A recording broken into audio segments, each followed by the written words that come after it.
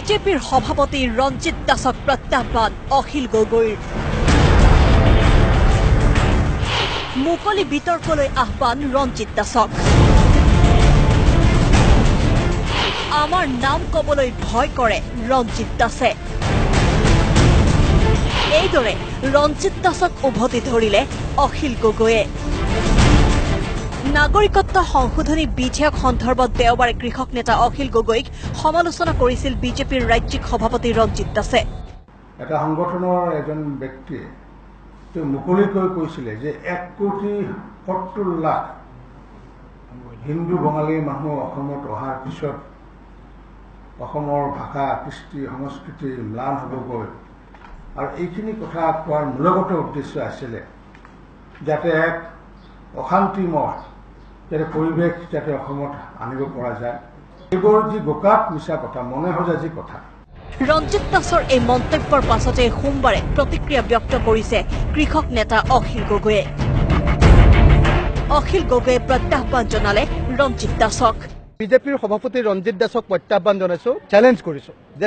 তেখেতৰ তথ্যপাতি লৈ আহক আমি আমাৰ তথ্যপাতিৰে সৈতে দেখাই দিম যে কেনেকৈ বিজেপি আৰএছএছৰ চৰকাৰে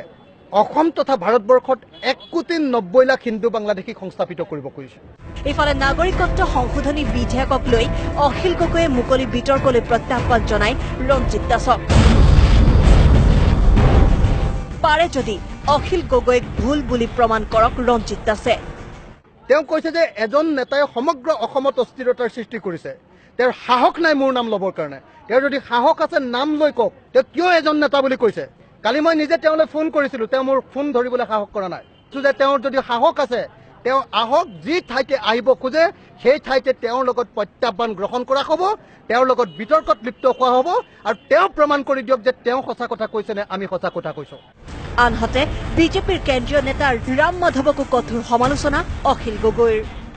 অসমীয়া জাতিৰ হৈ আমিও তেওঁলোকক চ্যালেঞ্জ কৰিছো তেওঁলোকে কেনেকৈ হিন্দু বাংলাদেশী বহুৱাব পাৰে আমিও চাই ল'ম ৰাম মাধৱ ডাঙৰীয়াক চ্যালেঞ্জ কৰিছো যে তেওঁ প্ৰত্যাহ্বান গ্ৰহণ কৰক তেওঁ কেনেকৈ অসমত হিন্দু বাংলাদেশীক বহুৱাব পাৰে কেনেকৈ 1,90,00,000 হিন্দু বাংলাদেশীক অসমত বহুৱাব পাৰে তেওঁ প্ৰত্যাহ্বান গ্ৰহণ কৰক আনহাতে ডক্টৰ হীৰেন গোহাঁই সন্দৰ্ভতো হিমন্ত বিশ্ব শৰ্মাক মুখ বন্ধ কৰিবলৈ আহ্বান কৃষক নেতাগৰাকীৰ হিমন্ত বিশ্ব শৰ্মাই বাৰম্বাৰ অসমীয়া জাতিক যে জোকাই আছে তাৰ ফল কিন্তু ভাল নহ'ব ডক্টৰ হীৰেন গোহাঁই ডাঙৰীয়া সম্পৰ্কে যি অশালীন বক্তব্য প্ৰকাশ কৰিছে তেনেকুৱা ধৰণৰ বক্তব্য যাতে ভৱিষ্যতে নকয় তাৰ কাৰণে তেখেতক সকীয়াই দিছো ভিডিঅ' জাৰ্নেলিষ্ট ৰূপম শৰ্মাৰ সৈতে নয়নমণি হাজৰিকা আছাম টক্স